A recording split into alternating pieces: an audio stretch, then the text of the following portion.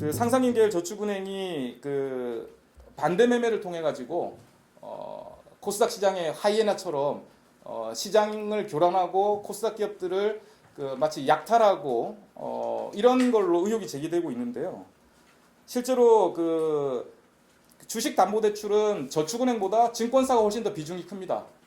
증권사가 그 주식시장에서 뭐 미수, 신용거래, 주식담보대출 등등해서 지난 1년간 그 대출 규모가 34조 원에 달합니다. 그리고 반대 매매 금액은 1조 8천억, 1조 8,970억입니다. 그래서 반대 매매 비중을 보면 5.5%입니다. 반면에 상상인 계열 저축은행 두 군데 다 합산했을 때 같은 시기입니다. 2018년 10월 1일부터 19년 9월 10일까지 2,970억입니다. 대출 금액이. 반대 매매 금액이 171억입니다. 비율을 따져보면 5.74%입니다. 다시 말하면 증권업계에서 증권사가 담보대출하고 반대 매매 낸 비율이나 상상인 저축은행이 주식담보대출하고 반대 매매 낸 비율이 5.7%, 5.5%로 유의미한 차이를 가지지 않습니다. 그리고 상상인 계열의 반대 매매 금액 비중이 엄청나게 크다라고 하는데 저축은행 업계 내에서는 비중이 클 수 있지만 그 증권업계 전체 1조 8,970억 원 대비하면 0.9%에 지나지 않습니다. 1%도 되지 않는 반대 매매 비중을 가지고 그렇게 몰아가는 것은 좀 사리에 맞지 않는 것 같습니다.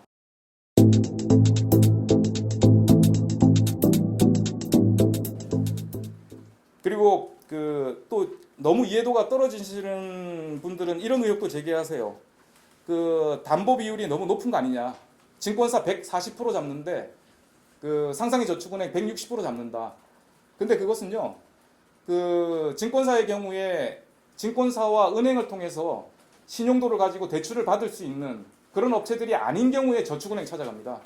그래서 당연히 저축은행은 증권사에 비해서 신용도가 떨어지는 소규모 기업들, 소규모 코스닥 기업들에 대해서 주담 대출을 하게 되고 당연히 그러다 보니 반대 매매 비율이 높아집니다. 그래서 그 반대 매매 비율이 높은 이유는 거기 있고 또 한 가지 180%, 160%의 그 반대 매매를 하게 되면 마치 그 나머지 100%를 초과하는 60에서 80%를 반대 매매하는 금융회사가 이익으로 가져간다라고 오인을 하고 계신데요.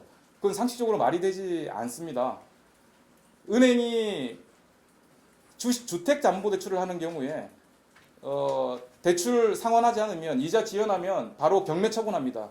그 경우에 정확하게 대출 금액만큼 경매 처분 금액에서 그 활용하고 나머지는 당연히 주택 소유자에게 채무자에게 돌아가는 것처럼 증권사든 저축은행이든 180%, 160%로 반대 매매 기준을 설정했다 하더라도 그 채무금을 대출금을 상회하는 나머지 금액은 당연히 채무자에게 돌려주게 됩니다.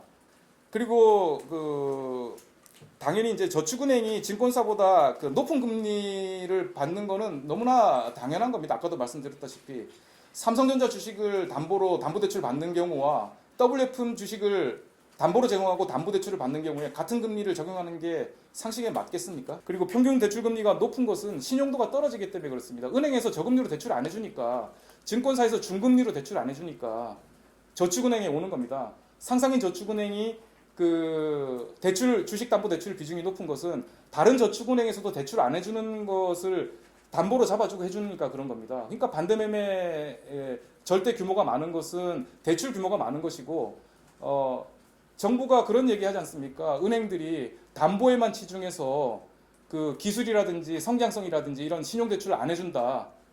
너무 편한 돈 장사한다. 그래서 그 정부가 직접 대출하는 펀드도 만들고 그러지 않습니까?